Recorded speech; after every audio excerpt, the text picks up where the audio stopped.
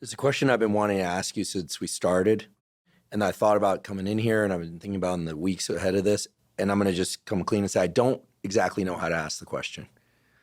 Just ask it. So it's about relationships. Oh, do it, man.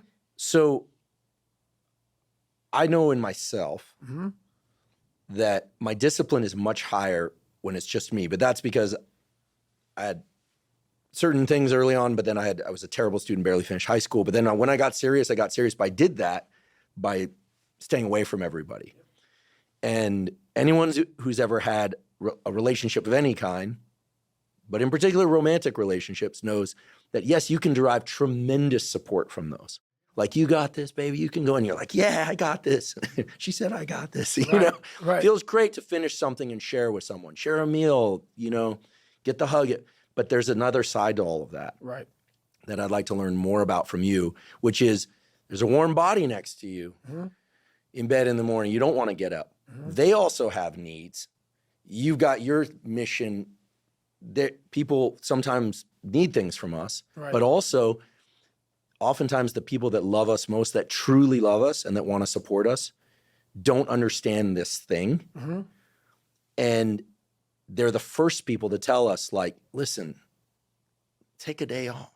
And then this whole cycle, at least in my head, goes off like, you just want a vacation. And then it's almost like a paranoia. I'm not saying anything nice about myself right now. Right. Oh, good, man. Former girlfriends are going to be like, yeah, like, you know, that they remember. And so support of people close to you is critical. This could be friends, could be romantic partners, whatever. But they're also, the knife cuts both ways. It can be the thing that can really undermine this thing that you're talking about, because the people that care about us also want to see us comfortable. They want to see us happy. They want to see us peaceful. They want to see us wake up from a great night's sleep, and they want things too. So how do you untangle that whole bit? Well, it's funny, man. I'm unbalanced, but I'm mostly unbalanced towards the family side. People don't get about me. I start being unbalanced. I get all my stuff in. But what I do is I make sure that my family has everything they need. Everything they need. Those who want to be part of my family. Some don't. Some family members don't want to be part of David Goggins. I get it. I got it. That's life. Those who are part of my family, I give them everything they need so they can leave me the fuck alone. I make sure you're happy as fuck because I got to go to work. And I don't mean smoke jumping. I don't mean running. I mean all of it. It takes I can't have you in my fucking shit. Can't. So I know for me to have a family, I got to make sure that you realize I'm going to give you everything you need. So when you start bitching at me, I'm going to say, look, hang on. I dedicated my life to give you everything you need. I need this time right here. For me to be the best I can be, because this journey started without anybody. And I make sure everybody knows that who comes in my life. I've been left, think about it. I was left alone at a young age to figure this shit out. I figured it out for myself, and it's been very successful for myself. No one's gonna come in here and fuck with my shit. That's why I make sure I will take care of whatever you need. Whatever you need from me, you got it. Money, house, my love, my support, I'm gonna give you everything you need. That said, I do it at the highest level possible. And I'm saying it with Jennifer in the next room. So please come here and say something if it's wrong, Jennifer. I don't give a fuck. Say what you gotta say. So then when it's time for me to go to work, I expect you to do the same for me. Because it takes every bit of me to do what I have to do. So I make sure that I'm very unbalanced for my family so I can be exactly that unbalanced for myself. And that's how I do it. I let people know right up front, I'm not what you want in a man. I guarantee that. There's gonna be a lot of late nights, a lot of early mornings, a lot of times where I gotta be by myself, thinking about the process that is next in my mind. I can't have aggravation, I can't have this, can't have that. There's a lot of things, but I let them know up front. I'm very vocal about that. Sometimes relationships work for me, sometimes they didn't. But that's who I am. One thing I did wrong in my life was I tried for so many years to please people. And I did it at the expense of myself. I was leaving a lot in the tank. And when you do that, you stop living. But the person in your life is happy as fuck because you're giving them everything they want. They have their life is full, but you feel empty. And that's not a relationship to me. So for me, it's important that you know exactly who I am because this is what life made. And I'm not trying to change it because I just figured it out. So I'm not trying to compromise David Goggins. I will never, ever compromise David Goggins. That doesn't mean I won't give you what you need and what you want and what you desire. But I don't need money. I don't need fame. I don't need shit. So I give it all away.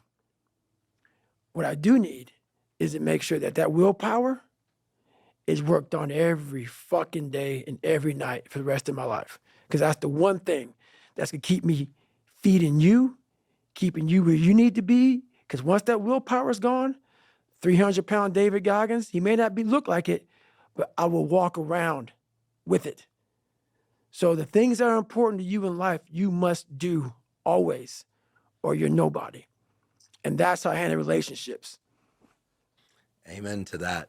Something I could personally work on is that upfront, clear communication, because it resonates, that feeling of like there's something inside that's not getting worked out that when I'm on my own, it's a lot easier. But then of course, wanting relationships and family, I think that's a healthy part of being human too. And obviously you've worked it out. So I appreciate you sharing that. I don't think I've ever heard you talk about it people that are way scared before. of that, man. People are scared of that conversation with their wife, husband, girlfriend, boyfriend.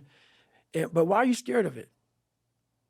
Why are you scared to tell a motherfucker, your wife, your husband, who you are? Who you are, exactly who you are. And that was the problem I had. That's a problem that a lot of us have in life. No one knows who you really are.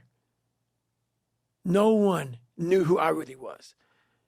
I went to a school where there were a lot of black kids. A lot of black kids didn't want to be in special ops. I never talked about special ops with black kids. Why? I was wondering I'm not going to fit in. That's not what they do. A lot of black kids don't do that kind of shit. So whatever I wanted to do, no one really knew the real me growing up because I never want anybody to know the real me. I was always afraid of what you might say or how you're going to feel or whatever. You got feelings. You have a life that you have to live. So it's important that whatever's on your mind, you let that person know. Therefore, you're giving them the option to be with you or not. This is who I am. If you don't like it, that's good, man. I got it. But this is David Goggins. So there's that honest conversation is very important, man. So everybody knows where they stand. That person may not be for you. And that's all good. This world could use a lot more of that upfront, completely honest conversation. I feel like so much of the world's problems are because everyone's dancing around these issues. It takes a lot. Recently in the news, seeing people losing their job because they won't say something publicly. You can tell they kind of want it. It's like, and people just, I think deep down really crave the direct message. Like, what are you about? What are you not about? But I think now everyone's afraid of getting canceled. It's a big deal, right? You know, getting canceled, that people think, oh, I can't work if I am who I am, or if I'm not pretending to be somebody else, then, you know, silence is considered, you know, agreement. You know, there's all sorts of complicated stuff. And I do feel for the generation coming up because we didn't have social media and all of that, that getting just walled off from that, there's a real benefit from just not paying attention. People love to lie. People love to lie. You know, I thought I was the only person, like when I was growing up, I thought I was the only person that lied because I live in the bubble. And people love to lie about who they're not. They love to lie about who they're not, dude. And that's, for me, the reason why I'm so vulnerable and I'm so real and honest. Find somebody to come out and tell me I'm lying about my fucking life. And for me to come where I came from and have the resume I have now, you know the confidence you get? How I don't care who you gonna judge me? You gonna judge me? What have you done in your life?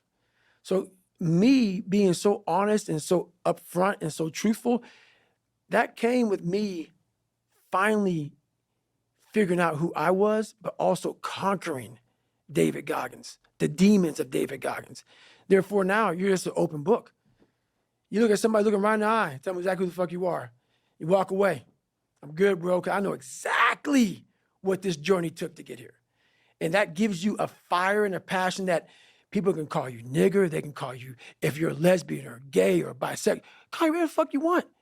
If you put yourself in the fire and you come out every fucking day like this, brush it off, not scared to go back in there again, come on, man. Your truth is real. You come out every day, man, with a way of talking to people that people don't have because there's no truth behind them. And the truth is a starting line. When you sit there in the ugly mirror and say, I'm this, I'm this, I'm this, I'm this, you finally started your life. Maybe 40 years old. Maybe 40 years old, 5, 6 kids, wife. But the second you look in that mirror and you say, I'm this, I'm this, I'm this, I'm this, I'm this. Well, basically, I'm not this, I'm not this, I'm not this, I can't do this, I can't do this. I'm all these insecurities. Your life finally started. And once you start that life, man, the truth comes out big time because you no longer care. So that's the problem. Most people just don't want to have that conversation to the point where they can go on stage with 1 million people and say, I'm all of this. And have a good day. See ya. It's empowering. It's very empowering. I feel like the way we're educated in school, but also outside of school, is we're trained as human beings, these young brains, to try and figure out how to get positive feedback from other people. Yep. It's like we're like little dogs. Yep. You have a bulldog. That's right. I had a bulldog. Saw the picture of your bulldog. She's great. Charlie dog. They're an amazing species. They are. I think of them economy of effort. Yep. Or amazing breed, excuse me. They're an amazing breed. Economy of effort. They don't do anything unless it's necessary. It's kind of the exact opposite of everything we're talking about. It's kind of interesting, and they're kind of hedonists. Yes. Now, it is true that they'll die to protect you. Oh, yeah. And it's an instinct. Yes. I saw that with Costello. I'm sure that. I saw it with Charlie. Yeah, it's an instinct. But if they're not in that position, if there's no need to exert effort, they're resting. Yeah. So your bulldog's resting for you. Yes. Got it. Exactly. So you don't need to rest because. Active recovery, Charlie. Perfect. That's it. Perfect. That's going to be your answer from now on. Active People go, recovery, does he Charlie. sleep? Does he rest? Go, no, he somehow worked it out so his bulldog does it for him. Right. But we're sort of indoctrinated into this way of being from a time that we're young, where, of course, praise feels good, right? Someone tells you, hey, I like that shirt, or good job today, or nicely done. Or for me, because I like growing up in a big pack of friends growing up, and I was never the greatest athlete, wasn't terrible, wasn't great, et cetera, like a fist bump or like a feeling crewed up. And you're just like, yeah. But you've talked about this before in reference to the SEAL teams. We both know a lot of people in that community, and the teams component is a big part of it for a lot of people. And it's a wonderful thing. Right. But there's a danger to that dopamine hit, for lack of a better way to put it, from what we can only derive when it's coming from outside. You're talking about being able to either say good job, but also like just look to one's own personal history and say, I've done hard things and I can do it again and again because I do it again and again and again.